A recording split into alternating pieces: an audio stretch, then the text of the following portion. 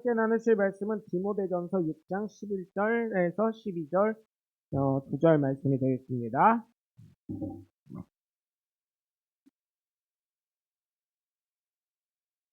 자, 한 절씩 교독합니다. 오직 너 하나님의 사람아 이것들을 피하고 의와 경전과 믿음과 사랑과 인내의 온유를 따르며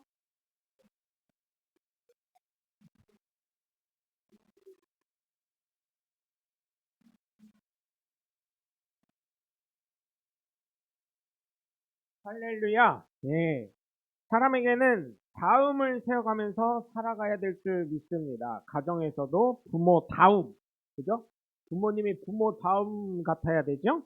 자녀다움도 자녀가 자녀다움이어야 되고, 학교에서는 선생님다운 선생님이 되셔야 되고, 학생은 학생다움을 유지해야 될 줄 믿습니다. 그것처럼 예수를 믿는 사람이라면 그리스도인다움을 지켜야 되는 것이 바로 우리의 삶인 줄 믿습니다. 물론 그렇게 살기는 쉽지는 않습니다. 참 어렵습니다. 그러나 우리는 어렵지만 하나님의 자녀임을 늘 기억하면서 나의 믿음을 더욱 순종하고 흔들림 없이 지켜나가야 될 줄 믿습니다. 첫 번째로 믿음의 사람은 하나님의 사람으로 하나님의 자녀임을 기억하고 살아가시길 주 예수 그리스도의 이름으로 간절히 축원합니다. 예수 믿는 사람이 자주 잃어버리는 것 중에 하나가 자신의 정체성이 아닐까 생각을 합니다. 그러다 보니까 세상에 나아가서 빛과 소금의 역할을 잃어버릴 때가 간혹 있어요. 그럼에도 불구하면 사실은 예수 믿는 사람들이 그래도 바르게 살아가는 모습을 볼 수가 있습니다. 그렇죠? 그렇기 때문에 여러분 구원의 빛, 영생의 빛 그런 것들을 정말 우리가 잃어버리면 안 될 수 있습니다. 사실은 많은 기독교인들에게 그런 이야기를 합니다. 왜, 왜, 어? 왜 자꾸 보수적인 색깔로 바뀌냐, 예수 믿는 사람들이. 어? 그러면서 그런 얘기도 하죠. 예수 안 믿는 사람도 사랑해야 되고, 동성애자도 사랑해야 되고, 그런 것 아니냐. 그런데 예수 믿는 우리는 성경적인 가르침대로 가야 되는 거고, 제가 초등학교 때만 배워도 우리나라는 민주주의 공화국으로 배웠습니다. 민주주의란 다수결에 의해서 결정되는 것입니다. 모든 것들이. 근데 이제는 소수의 인권을 굉장히 중요하게 됐어요. 왜요? 법에도 오류가 있다. 뭐에도 오류가 있다. 뭐 이렇게 해서. 맞아요. 맞아요. 오류 있을 수 있어요. 그런데요, 여러분, 저는 이걸 얘기하는 거예요. 왜 다수가 소수 때문에 피해를 봐야 돼요? 왜 다수가 소수 때문에 피해를 봐야 돼요? 그죠? 그래 놓고 그 소수가 옳다고 왜 주장을 해야 되는지 전 모르겠어요. 여러분 그렇지 않나요? 물론 소수에 속한 사람이 있다면 그 사람들의 정당한 이유가 있겠죠. 그러나 제가 늘 말씀드리잖아요. 제가 뭐라 그랬어요? 100%의 사람을 예수 믿게 할 수 없다. 그리고 100%의 사람을 만족시킬 수 없다. 그럼 우리는 어떻게 가자? 상식적인 수준에서 가자. 상식적인 수준에서. 거기 있는 사람은 뭐예요? 영웅이 아니에요. 상식적인 수준에서 살아가는 사람을 얘기하는 거예요. 그래서 제가 뭐라 그랬어요? 학교에 보면 수, 우, 미, 양, 가가 있는데 수, 우는 훌륭한 사람들이다. 양가는 조금 부족한 사람들이다. 그러면 우리가 상식에 통하려면 어느 수준에 돼야 되냐? 미 정도. 그럼 미가 몇 점이에요? 70점대다. 그러면 70% 안에 드는 사람들을 상식선에 맞게 이야기, 설득할 수 있는 사람이 되자. 이렇게 이야기를 했어요. 그래서 70%의 선에 들어가는 사람이 되자. 이렇게 얘기를 한 겁니다. 나머지 30%는 어때요? 우리가 다 충족시킬 수가 없어요. 예를 들면 이제 카페 하시는 분들 얘기를 들어봤는데 장난 아니래요. 모 카페가 있대요. 모 카페. 그건 전국적으로 있어요. 지역마다 다 있대요. 근데 그 카페는 대놓고 얘기한대요. 이 얘기를 하는 거예요. 그 아이들을 엄마들이 이제 어린이집이나 유치원 보내놓고 어떻게 해요? 같은 유치원 보내고 아니면 주변에 유치원 차들 오는 게 비슷하잖아요. 그러니까 어떻게 해요? 같은 아파트 사니까 어머 누구 엄마예요? 이러면서 이제 태워다 주면서 그런 아파트나 뭐 이런 데 보면 카페 같은 데가 있다는 거예요. 카페에 보통 그런 분들이 9시쯤이면 다 오신대요. 9시에서 9시 반쯤이면. 그래서 오셔가지고 서비스로 한 세 분에서 하나 정도 드실 수 있게 쿠키를 하나씩 이렇게 개수를 세서 나눠드렸어요. 그랬더니 어? 요구가 대단하다는 거예요. 우리가 다음부터 오면 쿠키 1인당 하나씩 주면 좋은 말 많이 써줄게요. 별점 5점 줄게요. 뭐 이런 얘기를 한다는 얘기를 들었어요. 여러분 그게 다른 점 아니잖아요. 그죠? 사실은 내가 카페 사장으로서 그 사람들 줄 수도 있고 안 줄 수도 있고 또 그 다음에는 또 그런 얘기를 들었다는 거예요. 아니 지난번에 어떤 엄마는 누가 사장님인가 누가 여기 쿠키 줬다는데 왜 나는 안 줘요? 아니 안 줄 수도 있는 거예요. 예를 들어서 식당을 갔어요. 뭐 식당을 갔어. 그래서 내가 친해지고 단골이어가지고 간만에 가도 주셔요. 거기는 저를 알아보고. 응? 음료수를 줄 수도 있는 거예요. 그죠? 서비스로 줄 수도 있는 거예요. 그런데 어때요? 그 다음날 갔는데 바빠서 저를 못 봤어요. 그 주인장. 그래서 음료수를 못 줬어요. 그럼 어때요? 제가 사장님 해가지고 왜 어제는 줬는데 나는 왜 안 줘요? 오늘은 안 줘요? 이렇게 따지면 뭐가 돼요? 제가 뭐가 되는 거예요? 상식이에요? 상식에서 벗어난 사람이에요? 상식에서 벗어난 사람이 되는 거예요. 그거는 자기가 줄 수도 있고 안 줄 수도 있는 거예요. 그렇죠? 네. 그래서 상식에 통하는 사람, 상식에 통하는 그런 그리스도인이 되자고 하는 것입니다. 여러분 그렇기 때문에 세상에서 빛과 소금의 역할 상식만 통하면 되는 상식만. 네? 그 저희 고모, 저희 아버지 밑에 있는 고모 아까 보리 수원 왕갈비집 하셨던 고모. 저희 아이 나니까 저에게 맨날 하는 얘기가 야 애기들 걷기 시작하면 입에 손 넣지. 응. 그거 갖고 식당 오면 어때? 그냥 우리는 그 밥상 그 애기 밥상에다 잘 앉혀놔서 애가 못 움직이게 해야지. 우리도 밥을 먹어야 되니까 그 고깃집 우선 안 가지. 그랬대. 아 그래? 그럼 다행인데 고모가 그거 할 때 고깃집 할 때 말이요. 애기 엄마들 제일 짜증났어요. 왜? 그랬더니 고모 왜? 왜 그렇게 짜증났는데? 그랬더니 이것들은 오면 우선 수저통을 열어. 침 묻은 손으로 품에서 빼서 수저 젓갈을 다 휘집어.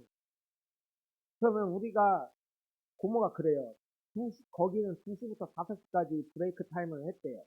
응? 왜냐면 그래야 거기는 큰 고깃집이었거든요. 그러다 보니까 설거지도 하고 정리도 하니까. 설거지하고 나서 그냥 놓는 게 아니라 어때요? 여러분 다 아시죠? 행주질 하면서 어떻게 해요? 수건 젓가락 다 삶고 그거 행주질 다시 말르라고 하면서 어떻게 해요? 다시 정리를 딱 그렇게 삶아서 살균 소독 다 해서 해놓으면 꼭 6시 반쯤 되면 엄마 들어와가지고 어떻게 해요? 애기들 와서 지네 먹기 바쁜데 자기네들 먹기 바빠가지고 어떻게 해? 애는 보지도 않고 거기 숯불이 왔다 갔다 하는 집인데 우선 첫 번째 불에 질까봐 걱정 두 번째 속 터지는 건 수저젓갈 침 묻은 손을 하면 어떡하냐는 거예요. 손님이 밀려 다칠 때. 그런 얘기를 하더라고요. 여러분, 그러면 뭐라 그래요? 아니, 애기 좀 조금 이거 수저젓갈을 안 만지게 해주세요. 이렇게 얘기하면 뭐라 그래요? 왜 애 귀를 죽여요? 이렇게 얘기를 한다는 거예요. 상식이요, 비상식이요? 비상식이죠. 다른 애들이 그럴 땐 비상식이요. 근데 내 새끼가 그럴 땐 뭐 어떻게 해요? 아니, 내 애가 숫자 공부한다는데 어째 그러는 거요? 이렇게 왜 기를 죽여요? 돈 내면 될 거 아니요? 교육의 부재예요. 비상식한 사람들이요. 왜 내 입장만 생각하냐고. 그래서 고모가 그러더라고요. 그런 것들 그 갈비집 한 번씩 다 해봐야 된다고. 그래가지고 혼주 나면 그런 것들 데려가가지고 거기에서 숟가락 해가지고 꽉 채줘야 된다고. 응? 그리고 불날 때 2살쯤 되면 얼마나 뛰어당겨요. 어디로 갈지 모르게 사방팔방으로 숯불이 왔다 갔다 고깃집에. 그런 비상식적인 사람이 되질 않았으면 좋겠습니다. 음? 여러분, 세계 어디에서나 볼 수 있던 왕정 국가들의 모습을 생각해 보시면 어떤가요? 정말 다음 왕위를 계승할 사람은 혹독한 훈련과 교육을 받습니다. 그래서 한 나라를 어질게 그리고 부국강병하게 이끌게 되게 만듭니다. 그와 마찬가지로 예수님을 믿는 사람은 예수님으로 말미암아 하나님의 자녀가 되는 권세를 얻은 줄 믿으시고 정말 권세만 있는 것이 아니라 그에 따른 책임도 있다는 것을 기억하셔서 살아가셔서 격식 있는 삶을, 믿음 있는 삶을 많은 사람에게 보이는 저와 여러분이 되시길 주 예수 그리스도의 이름으로 간절히 축원합니다. 오늘 본문 11절을 보시면 뭐라고 말씀합니까? 어떤 사람이 하나님의 사람이 되겠습니까? 예수를 믿는 믿음의 길을 걷는 사람들에게 하는 이야기죠. 그렇기 때문에 하나님의 사람이신 우리는 품격 있는 하나님의 귀한 자녀가 되어야 될 줄 믿습니다. 품격 있다는 게 막 저야 앞에 쓰니까 정장 입은 거 막 정장 입고 막 저기 죄송합니다 이스라엘 가지고 막 금반지 막 끼고 무기 같은 뭐 이런 거 하고 금목걸이 하고 막 이렇게 해가지고 막 목소리 바리톤으로 내가지고 오 목사님 뭐 이러고 아멘 뭐 이러고 이런 거를 품격 있다고 하는 거 아니에요. 아니 그건 그분의 기질이라 멋있죠. 바리톤 목소리로 막 노래해주고 막 말해주고 그러고 그런 얘기가 아니라 품격 있는 거는 상식이 통하는 사람 아니 상식에서 좀 후까지는 안 더라도 후까지 갈 수 있는 사람 그런 걸 얘기하는 겁니다. 예?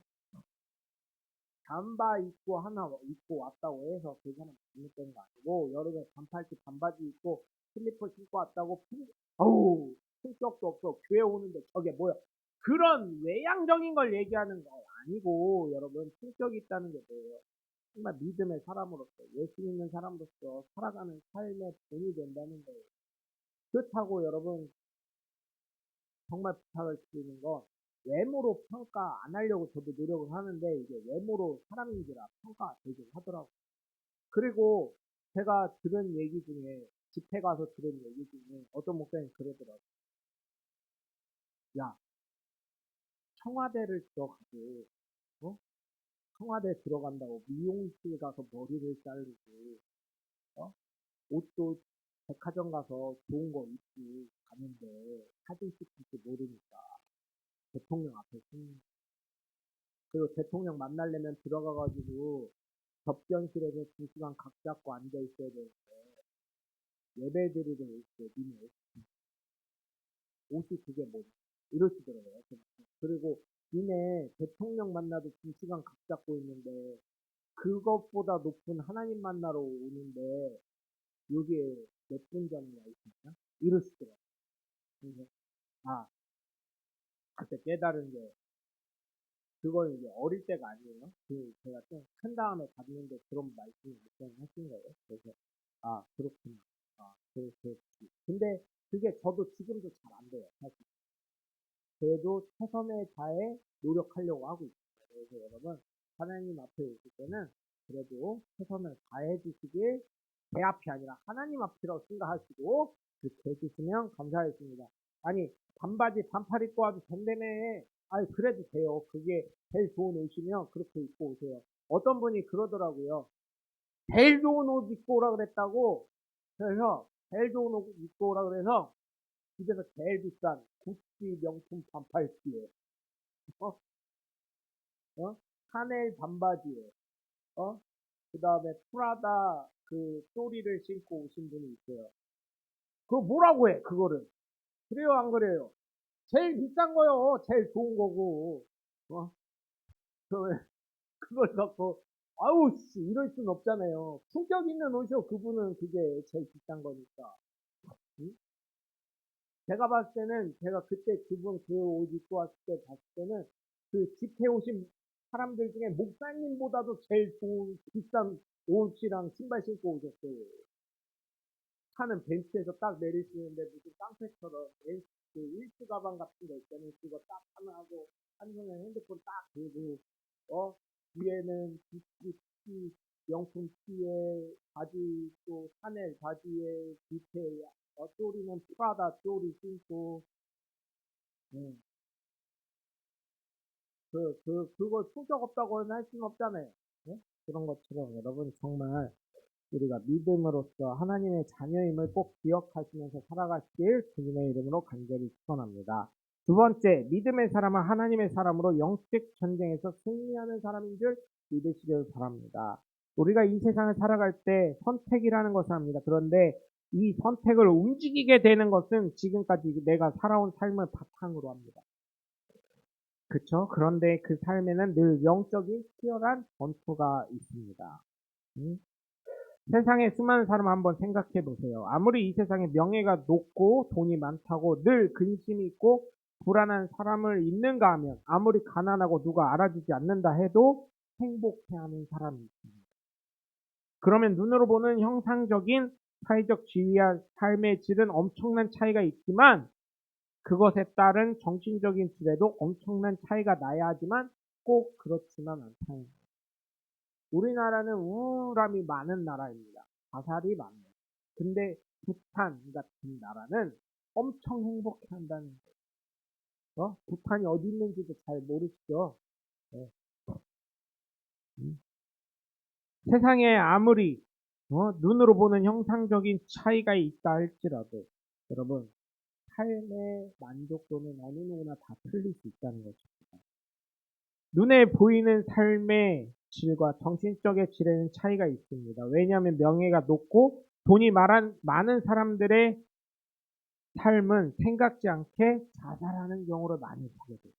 그리고 어때요? 돈 많은 사람들 보면 잘 살기, 다른 삶을 살고 잘 살기도 하지만 그 명예와 지위가 있기 때문에 제가 미국에 가서 느낀 거는 다 그런 건 아니에요. 근데 그 동성애 깃발 6개, 그러니까 일반적으로는 7개의 색, 빨주, 노초, 파, 남, 보, 이게 7개의 깃발이 일반적인 무지개 깃발이에요. 근데 그 중에 하나가 빠져요. 6개의 색깔이 있습니다. 6개의 깃발이 있어요. 그 동성애 식구라는 그 동성애라는 성소수자라는 그 저기 깃발이거든요. 그걸 보면 예, 제가 다니던 교회에서 물어봤어요. 그랬더니 동성애 하시는 분들이 미국은 다 그런 건 아닌데 많은 분들이 굉장히 유명한 변호사, 굉장히 유명한 의사 뭐 이런 분들이 굉장히 많이 포진해 있다고 하더라고요. 정치인 중에도 있다고 하고 또 큰일은 목사님 중에서도 동성애자가 있어요. 영상 보시면 멕시코 어떤 목사님인데 화장을 하고 귀걸이를 하고 있어요. 근데 목소리는 남자인데 뭐라 그래요? 제가 남자일까요? 여자일까요? 이래. 강단에. 나는 오늘 여자입니다. 그래서 여러분, 돈이 많고 여유 있는 사람들 보면 자살을 하든지 제가 봤을 때는 꼭 그런 건 아니지만 자살하는 경우도 있고 또 동성애나 좀 사회 일탈적인 모습을 보이시는 경우가 있어요. 그거를 생각해 봤을 때 제가 봤을 때 크게 두 가지 이유가 있는데 첫 번째로 자살하는 사람들은 더 이상 고민 없는 세상을 살고 싶습니다. 두 번째로는 모든 것을 다 이루었는데 이 세상에 목적의식이 없기 때문에 그 동성애로 빠지시는 분들은 물론 하나님이 이런 분들이 있더라고요. 하나님이 잘못 창조하셨어요. 실수하셨어요. 근데 아니에요. 실수하지 않으셨어요. 어? 음. 동성애에 빠지시는 분들은 이제 좀 그 철학적인 거를 많이 쓰지 않나 개인적으로 생각을 해봅니다. 근데 이런 것을 보면 결국 영적인 전쟁에서 패배했다는 것입니다. 영이 혼을, 혼이 육을 지배해야 되는데 육이 혼과 영을 지배하는 상황이 되었어요. 그렇기 때문에 여러분 우리 눈에 보이는 것이 끝이 아니라는 것입니다. 그러니 눈에 보이지 않는 것에 대한 믿음으로 승리하시길 주 예수 그리스도의 이름으로 간절히 축원합니다. 정확하게 세상을 바르게 살아가고 제가 동성애에 대해서 말씀을 드리면 제가 뭐 김기현 약사님이나 레인보우 그, 그 의사 선생님 같지는 않지만 사실은 동성애에 대해서 빨리 돌아와라 김기현 약사님이나 이런 분들이 계속 얘기하시고 강연하시는 거는 그분들이 말씀하시는 것처럼 정말 동성애자조차도 사랑하시기 때문에 그러신 거예요. 네? 되게 의학적인 자료를 계속 나오고 있거든요. 통계 자료에 의하면 에이즈의 감염자 수가 남자들이 굉장히 많아요. 그리고 여러분 그거 아세요? 그 에이즈 환자들이 주로 동성애자들인 거 아시고, 그건 아실 걸 알아요? 그리고 여러분들이 건강보험료 내는 거 있잖아요. 병원 많이 가시면 다행인데, 그 병원비가 다 에이즈 환자들 약값에 많이 투여되고 있다는 거 아시나요? 그게 제가 알기로 정확하게 모르는데, 제가 기억하기로는 1천만 원 들어가는 걸로 알고 있거든요. 1년에. 굉장히 많은 돈이 들어가는 걸로 알고 있어요. 약값에. 근데 그건 다 무상이에요. 이제. 저도 왜 잘못된 거 얘기할 때 동성애자들을 좀 이렇게 공개적으로 얘기하냐면, 하나님이 그들을 분명히 사랑하십니다. 그거 인정합니다. 사랑하셔요. 저도 그들을 제가 인간적으로 사랑하는 건 아니지만 그들이 좀 주님 앞에 돌아왔으면 좋겠어요. 그들도 천국 갔으면 좋겠어요. 왜? 근데 왜 자꾸 동성애자 잘못됐다고 하냐? 성경에서 하나님이 그렇게 말씀하셨습니다. 성경적으로 가니까. 동성애를 발의하셨던 분들이 있어요. 지금은 어떤지 모르겠는데, 동성애를 발의하신 분이 있다면 어느 당에 있던 저는 반대합니다. 그 시의원 반대합니다. 그 시도지사 반대합니다. 구의원도 반대합니다. 왜요? 반성경적이고 반교육적이기 때문에. 그쵸? 반교육적입니다. 반성경적입니다. 반이성적입니다. 저는 상식에 부합되는 삶이 되었으면 좋겠습니다. 그래서 제가 늘 말씀드리죠. 동성애에 대해서 찬성하시는 분들에게 저는 질문합니다. 공개적으로 질문을 합니다. 당신의 사위가 여자 사위면 좋겠습니다. 당신의 며느리가 남자 며느리였으면 좋겠습니다. 거기에 동의하신다면 제가 그분의 생각을 존중하고 인정하겠습니다. 그러나 그거에 대해서 찬성하시는 분 저는 아직까지 들어본 적이 없습니다. 특히 정치하시는 분들, 기업인들에게는 그 얘기를 들어본 적이 없기 때문에 왜 그들이 사회 상류층에서 그 부분에 있어서 내 자녀 문제에 있어서 왜 반대하실지 정확하게 생각해 보셨으면 좋겠습니다. 세 번째로 믿음의 사람은 하나님의 사람으로 살아계신 하나님을 증거하시길 주님의 이름으로 간절히 축원합니다. 예수 그리스도를 믿는 사람이 창조된 이유와 목적이 무엇인지 성경에 나와 있는데 이사야 43장 21절에 이 백성은 내가 나를 위하여 지었나니 나를 찬송하게 하려 함이니라. 아멘. 바로 하나님이 나를 지으신 목적은 하나님을 예배하게, 찬양하게, 찬송하게 지으셨다는 것입니다. 결론적으로 말씀드리면 하나님과 교제하시자고 하신 것이고 하나님과 사귀자고 하신 것이고 하나님과 사랑을 나누자고 하신 것입니다. 그런데 사실 친해지기 어렵습니다. 왜냐하면 수준이 틀리기 때문이고 하나님은 죄가 없으시지만 나는 죄인이기 때문입니다. 그렇기 때문에 여러분 정말 잘쓰는 건 하나님의 수준이 무엇인지는 성경에 나와 있으니 성경의 말씀을 속독으로 그냥 푹 다 읽었다 이게 아니라 찬찬히 하나하나 읽어가면서 하나님의 말씀이 무엇인지 깨달으시길 주님의 이름으로 부탁을 드립니다. 수준이 다르기 때문에 아버지와 아들의 수준이 같다면 대부분 아버지의 수준이 어때요? 아버지의 수준이 문제가 되는 것이죠. 아들과 아버지의 수준이 같다면 어때요? 문제가 되는 거예요. 그죠?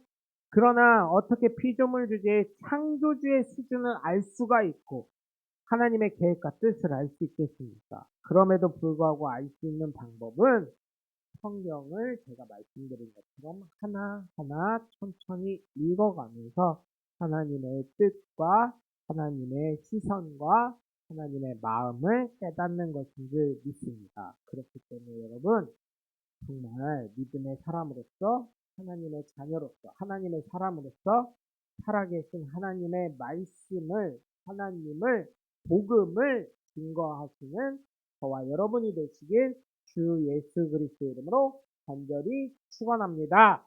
기도하겠습니다. 하나님, 우리는 믿음의 사람으로서 하나님의 사람